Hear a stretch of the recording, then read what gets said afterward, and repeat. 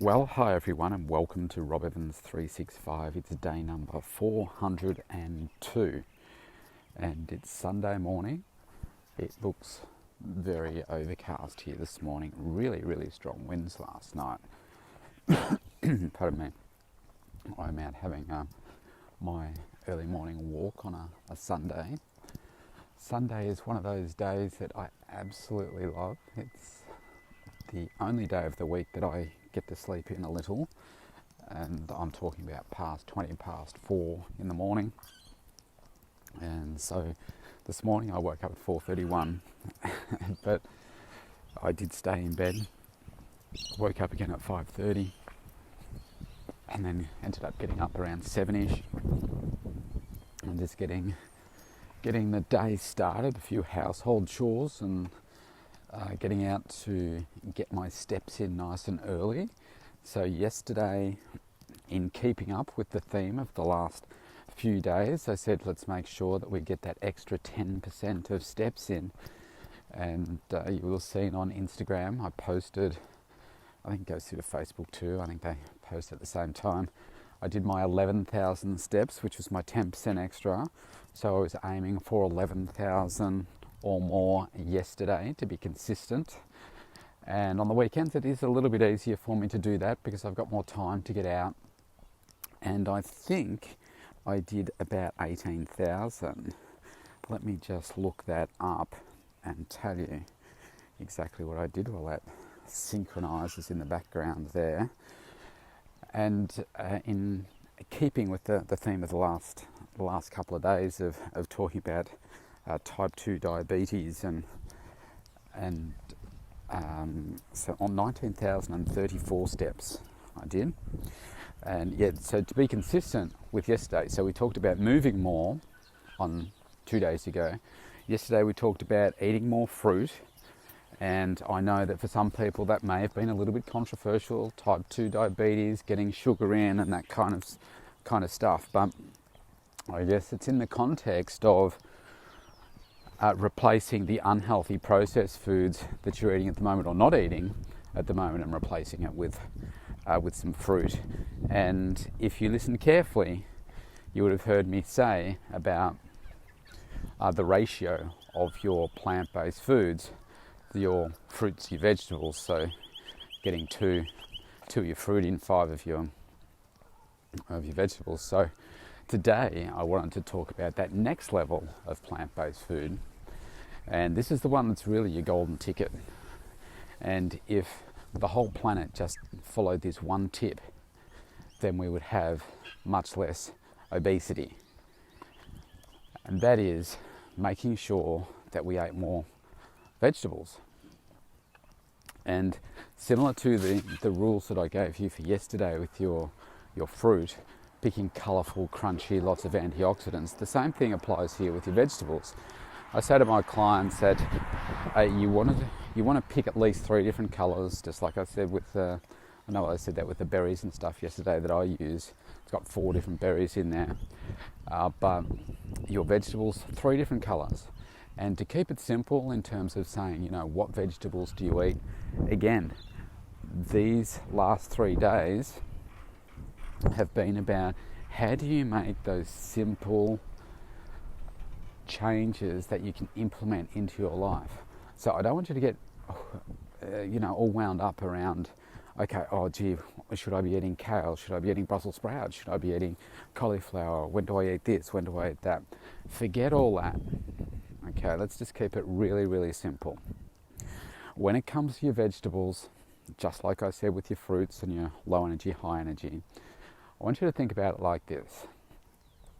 Think about all your vegetables, generally speaking, being low energy food, low energy carbohydrates, which means that you can eat plenty of them, with the exception of potato. Okay, so potato being white potato, sweet potato, yams, that kind of thing, depending on which country you're in and the readily availability of them. But just think about it in those terms. So what that means is that when I say vegetables, I'm going to talk about mixed vegetables. So I want you to be having plenty of mixed vegetables. So at least 3 colours, getting plenty of variety in there, making sure that you're picking the ones that you enjoy. So you don't have to get wound up on, oh gosh, should I just eat peas? Should I just eat corn? Should I not eat those things? Now I'll give you some finer tuning things as we go through, so that you can kind of put the icing on the cake here, so to speak. But I just want you to focus on getting more plant-based food that's vegetables into you. Now, let's separate for the moment vegetables to salads. I'll come back and I'll talk about salads in a second. So with your vegetables, there's some really simple ways to do that, and it really comes down to, I guess, the principles that you have. Some people like organic and will only eat organic versus inorganic. If you go back through all the last 401 days, you'll find that there's a podcast that I think is called Organic versus Inorganic. You can have a listen to that to get my detailed views on it, but just to summarise, my personal view is right now that there's not a big enough difference in the research to show that there is a significant difference between having organic versus inorganic, and I don't believe that the significant cost increase for the organic justifies it. So I don't eat organic unless unless it's cheap, basically, because I just don't see the value there. But that's just me personally. So you make your own choices. You can stick to these same principles. You just stick to your own principles. Also your own value system and belief system. So the types of vegetables that I generally eat are things like broccoli, cauliflower, carrot, capsicum, zucchini, the Asian greens, that kind of stuff. Now, to keep it even more simple than that, because you think, okay, well, you've got to go buy the fresh vegetables, you've got to cut them up, you've got to cook them, all that kind of stuff. And I know that might sound simple to many of you that are into your kitchen and everything, but I like to provide people with the absolute simplest, easiest things that you can do. So most of the vegetables that I eat nowadays are frozen. So I'll buy a bag or multiple bags of frozen mixed vegetables. I'll tell you what I do in a moment, and I will just use those in stir fries. I'll use them in my omelettes. I'll use them as side dishes and all that kind of thing. Now, the reason that I use frozen, people say, I can't eat frozen vegetables. I mean, honestly, if you get the right sort, then you wouldn't know that they were frozen when you're eating them. Depending on how you cook them, you won't know. But I understand there are some frozen vegetables where you eat them and you think they kind of taste a little bit plasticky. They don't taste quite right. And where I've noticed that before, if you've ever had like a frozen meal, like one of those TV dinners, they used to call them that. But one of those, like in Australia here, we've got things like lean cuisine and healthy choice and things like that. I don't know what they're doing to the vegetables, but they do not taste real when you eat them. It's been years since I've had one, but they just don't taste great. So I find the veggies, the way that I do them, they don't taste like that. Now, why would I be so drawn to the frozen vegetables? A couple of reasons. First one is convenience, because one, they're already cut up and washed in a size that is good. Secondly, they're very economical. And thirdly, the way that they are harvested these days is that they're basically harvested. They are then washed, cut, and snap frozen within hours, as opposed to you really have no idea how long the vegetables that you're buying from the supermarket that are held out to you as being fresh how long they've actually been sitting on the supermarket shelf, or sitting in the more like the cold stores. Like some apples, for instance, I know we're talking about vegetables here, but some apples can stay in storage for over 12 months. And you think, well, how much nutrient value is lost in that? And it's the same with your vegetables. I use an example here.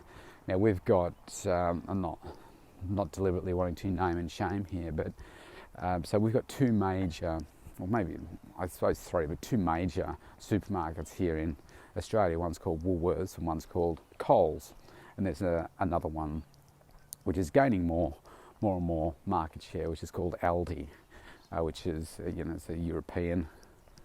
I think it started in Germany, something like that. Anyway, so I find that the way that I don't know whether Coles are just the way that they're storing them or whatever, but broccoli is a good example. You know how when you get broccoli and when you get a fresh head of broccoli, like it's really stiff. It's, if you try and push apart the little, each little stalk, then it's hard to do that. I find with Coles, they're always floppy, which says to me, okay, how old actually is this? How have you been storing it? And therefore, how much nutrient value has been lost from this? So I very rarely buy my vegetables from Coles. Unfortunately, Coles is the closest supermarket to me, so that's the one where I will get some things from time to time. But what I normally do is I will go and get my frozen vegetables from, sometimes the supermarket there is okay, but again, it comes down to budget. And a lot of people say to me that it's so expensive to eat healthily, and that's not true. I mean, I think I recorded a podcast not that long ago which was talking about some of the specific costs of like a meal plan that I would put together for somebody. And I know I was doing this recently for my online program as part of that course, and I think it worked out to, don't quote me exactly, but I'm going to get the sense a little bit wrong, but it was $2.25 per meal average for the whole day. So based on 6 meals, it was about $13 to $14, I think, if you stuck to this particular day of the meal plan, which is all highly nutritious food, etc.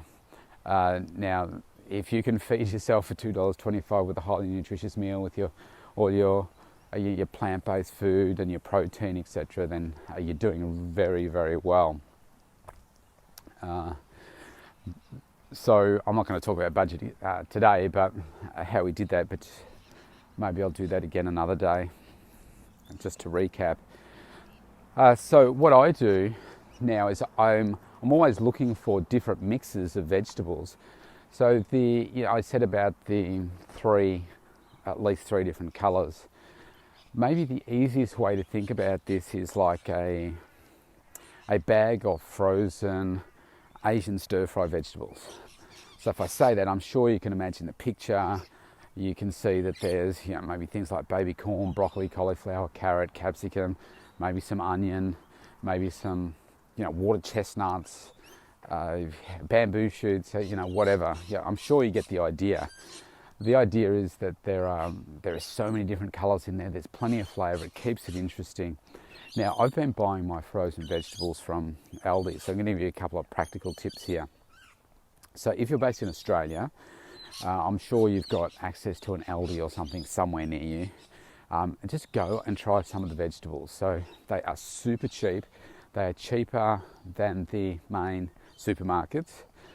So I think for 500 grams of, I'll just call them an Asian stir-fry type of mix, it's $1.89. So a kilo, what's that, $3.80? Even when they're on special at the big supermarkets here, not as exciting as those mixes, they're $4. They're normally $5 or more. Generally, if you go for that equivalent type of mix, you're paying over $5. So I get heaps of bags of those, and that's my main source of veggies through the week, because they're really enjoyable. Now they have a few different varieties. They also have a grilled mix, which has just got different flavours in there, which makes it really exciting.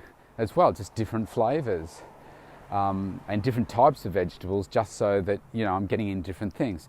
Now, do I only ever eat those and not eat, you know, fresh? No. Often I'll make up fresh and I'll put them in a stir fry as well. My point here is I'm trying to give you some options that keep this really simple for you, really cost effective, and make it easy, super easy for you to get them into your daily eating and getting more of them into you. Because most people, as I said yesterday, or was it the day before, 70% of our diets are made up of processed food. So that's only 30% is unprocessed, which is terrible. So we need to be getting more vegetables in. Now, why? Well, similar to the fruit discussion yesterday, the raw, crunchy fruit, when it's sitting in your stomach, your body's got to work really hard to process it, to break it down, take up the nutrients and eliminate the waste. So you get an extra metabolic boost from that. What does that mean?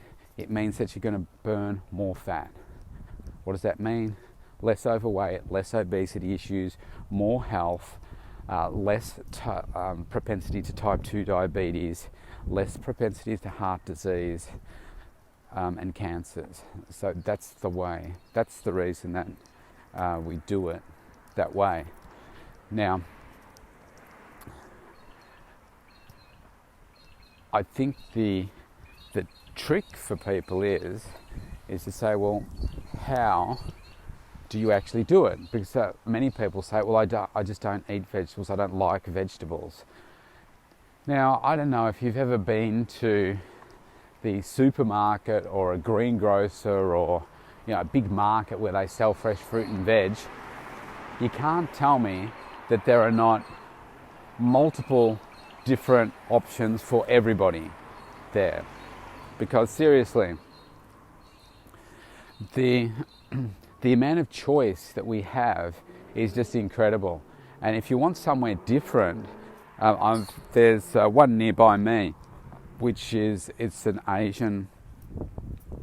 run by an Asian family, and the variety of different vegetables and fruits that you've never seen before, that are obviously popular in their culture, just to look at them and try them.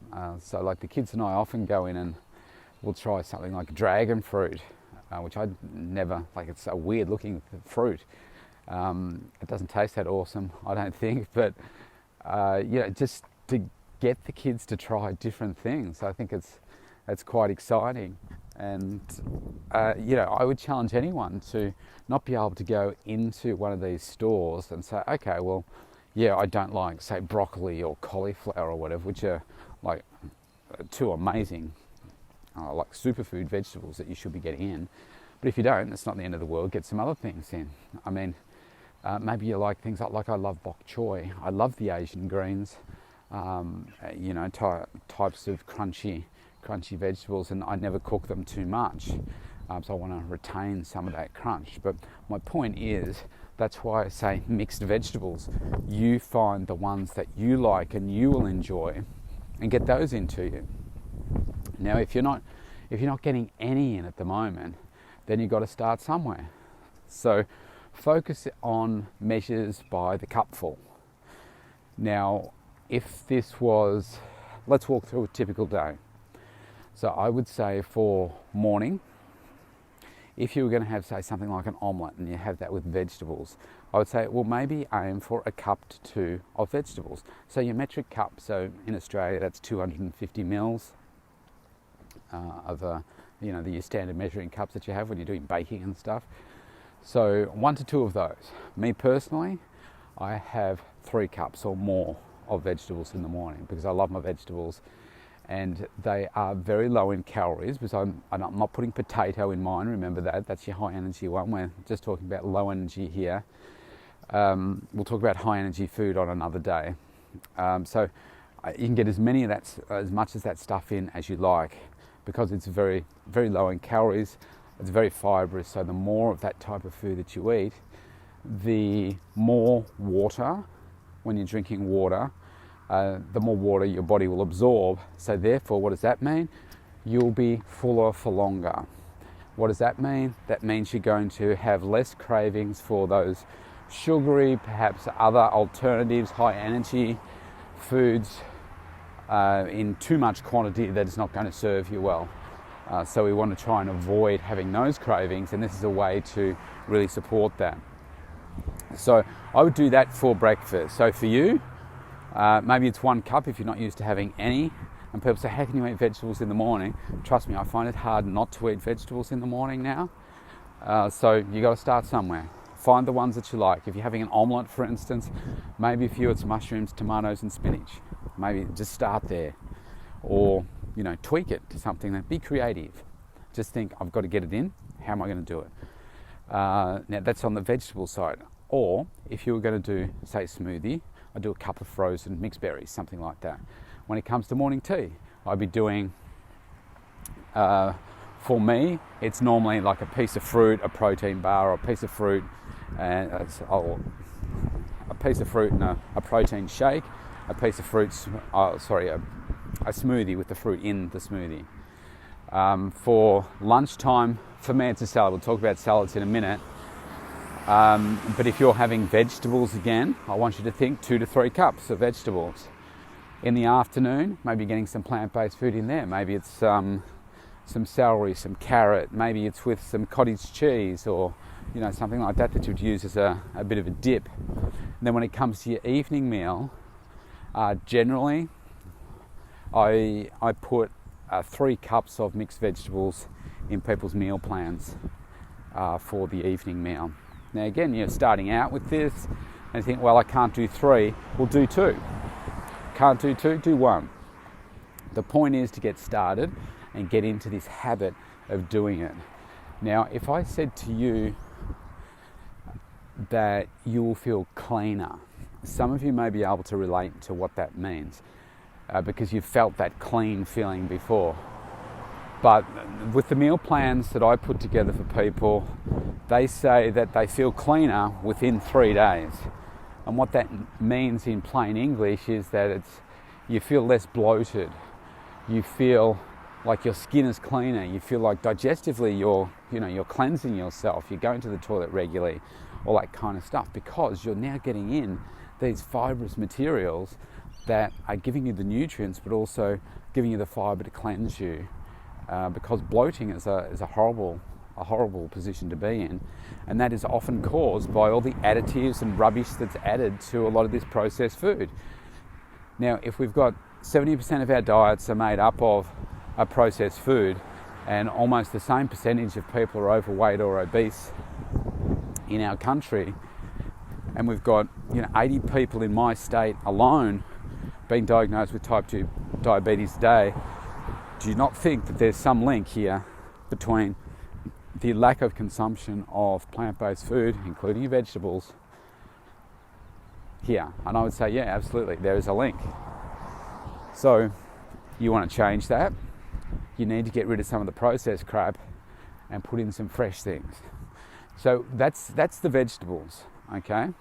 So I think we are spoiled for choice. I said this in the podcast last week. We are so spoiled for choice in terms of the availability that we have. We don't have to grow it. We don't have to go and harvest it. We just have to go to the shop and buy it. And yet we still walk past all that stuff and buy processed. So create a new reason for yourself to do this.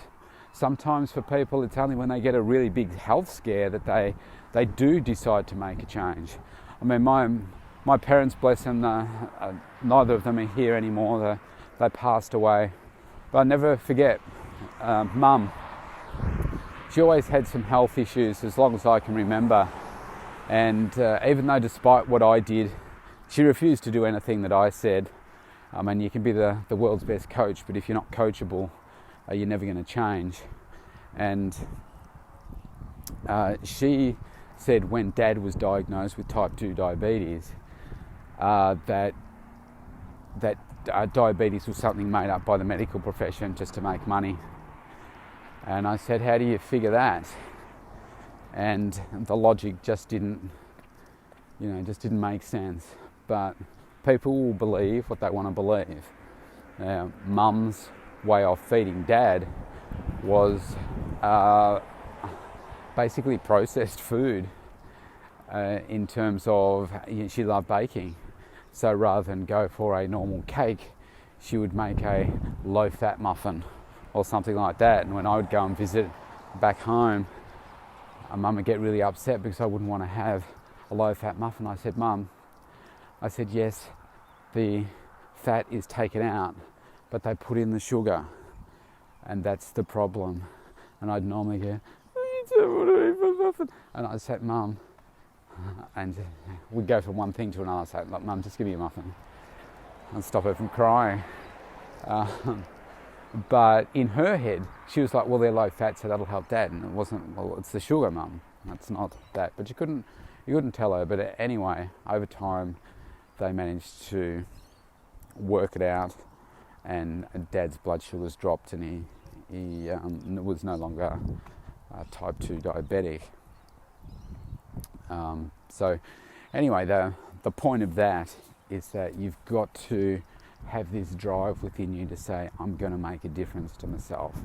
And when you think about the consequences, the hideous consequences of having diabetes, and look at some of the some documentaries about sugar and diabetes and what it all means in terms of you can lose fingers, toes, you can go blind. I mean, we're talking about extreme examples here, but this is what happens with diabetes. And I think often the problem for people is that unless that's like here and now for you, you think, oh yeah, that may or may not happen for me, so I won't worry about taking any action now. I'll just do something when it shows up right in my face, and that can be too late sometimes.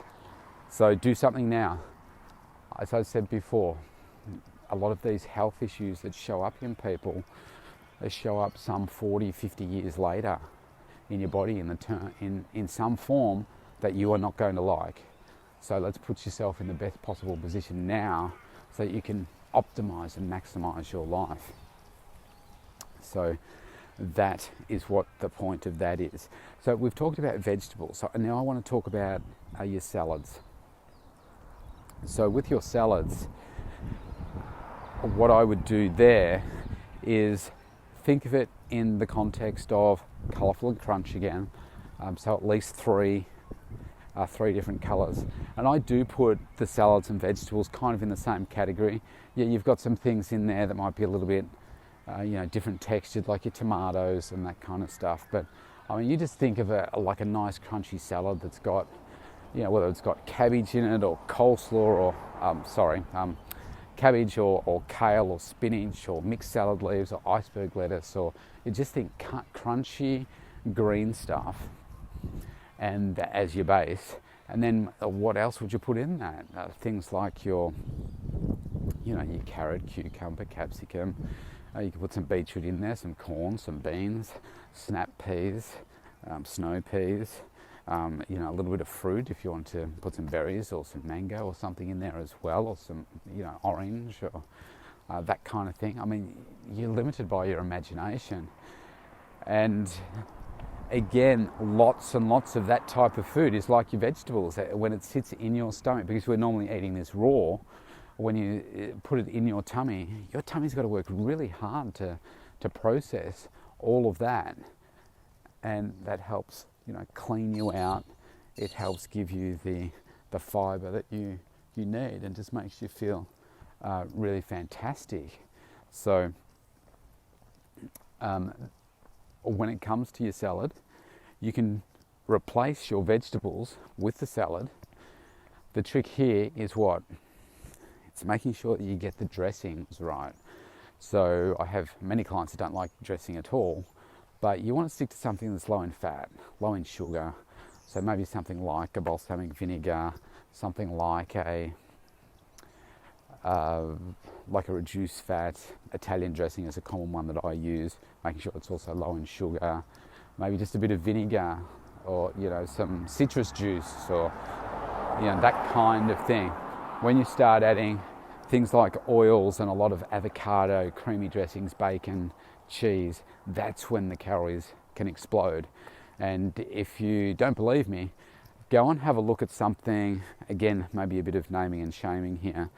There's a place we have here in Australia called Sumo Salad. Now, you go and look at all the salads, you think, wow, these look amazing, which they do. But then you look at the calories, and they're normally displayed in kilojoules here, and nobody really understands what kilojoules are. You've got to divide it by about 4.2 to get to the calories. And no one does that. They just see a number and think, oh yeah, I don't know what that means. But some of their salads are absolutely enormous in terms of number of calories.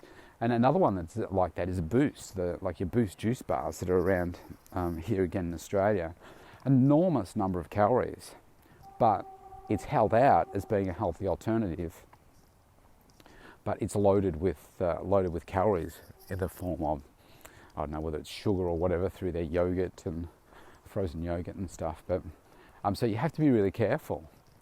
I've seen some salads there that were, like if I was doing a weight loss plan for somebody, they were on about 1,200 calories, and they have some salads that are touching that kind of level.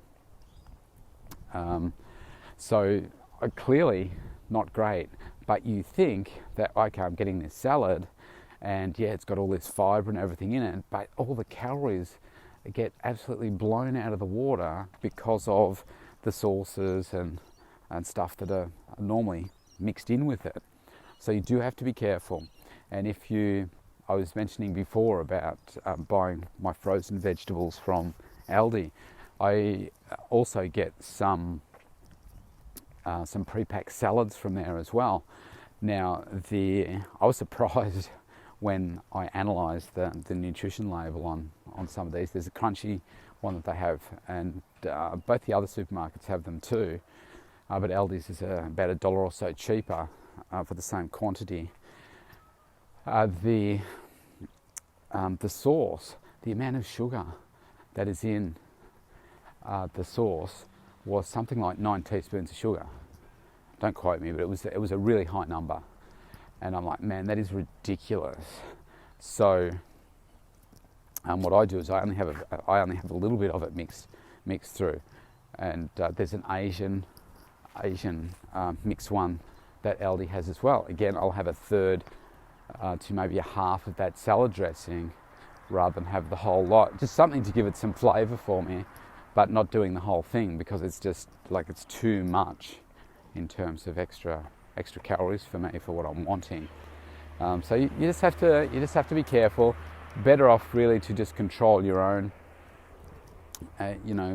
Know the dressing that you want to put on it, control it, so that you take full control over what it is that you're putting into yourself. So in terms of volume of that, again, you could work on 3 cups or more. I mean, it's a bit hard to. It's probably more with your salad, just because there's so much air, and you've got to really jam it down into the cup and stuff. Me, if I have a meal, I'm normally eating around 350 grams to 450 grams of salad because that's what I know that because that's what's on the packet. Now that will include the weight of the sauce in that, so take some of that out. But I eat a lot of it, like it's a big bowl, and I eat all of that. Now that may be too much for you, but I love my salad, so that's what I do. And so then, that's a great thing to have for lunch, the salad. I chuck in protein there as well. So whether it's some tuna or some salmon or some chicken, then I will do that. You might do the same thing for dinner as well. Now, I didn't mention a post-dinner snack, but sometimes I'll have a salad after dinner as well, or it might be just some vegetables, or maybe it's just a protein shake or something like that with some supplements.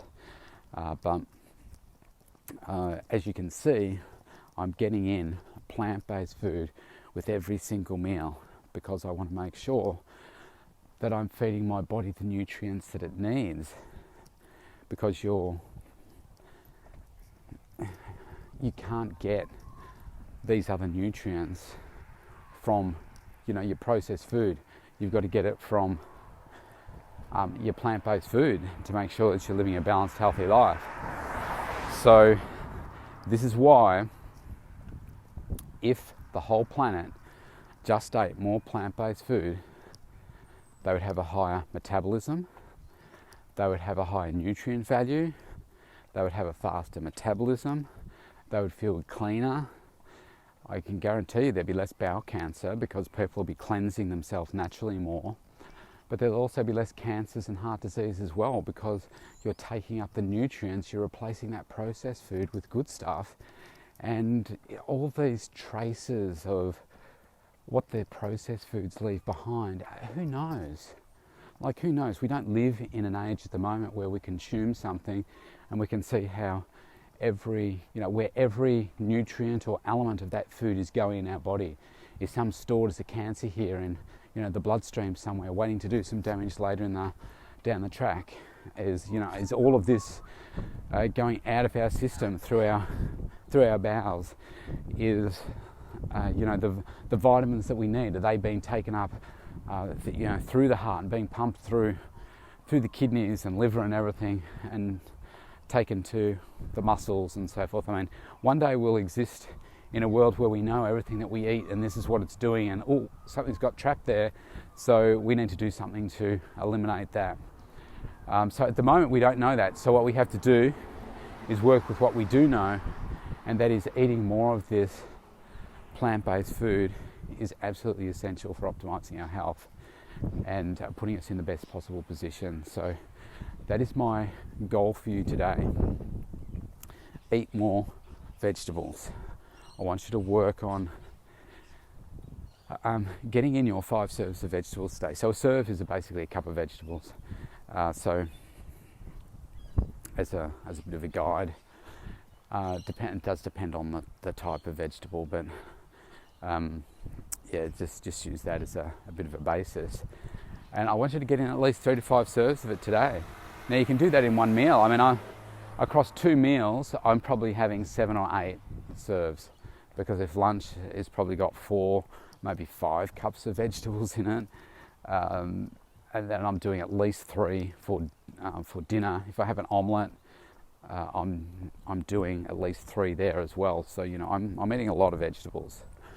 All I'm asking you to do is to look at ways where you can get at least 3 to 5 serves in. So maybe it's a cup for breakfast, maybe it's 2-3 cups at lunchtime, and maybe it's 2-3 cups at dinner time, and then you've taken care of it all. And just do something new. Try some different vegetables, try some frozen ones, go find some mixes that you want to try, and just do those. Put them in a wok with a bit of spray oil or something, or a little bit of sesame oil, and swish them around in there till they're nice and cooked, and they're flavoured, and you enjoy those. I mean, maybe you haven't really tried vegetables in a long time in the ways that I'm talking about. It does come down to presentation, how you cook them and so forth. Put them in stir fries. I eat a lot of stir fries, but I eat a lot of just vegetables on the side as well. Just find the ones that you want to try and go for it. That's your homework. See how you go. So just to recap, it's Sunday. I want you to still do your extra 10% of your walking today. So for me, I've got to make sure that I do at least 11,000 steps today. Making sure that you're getting your serves of fruit in. So I had a smoothie this morning, so I've already had my one serve of that. I won't have any trouble getting my plant-based food in today. And make sure that, like I said today, that you're getting your vegetable serves in as well. So I want you to aim for 3 to 5 serves today, and I want you to keep doing these consistently over the next 7 days, so that you can really feel the benefits. And tomorrow we're going to talk about something else, maybe some cardio resistance training or water. Maybe we'll talk about those things.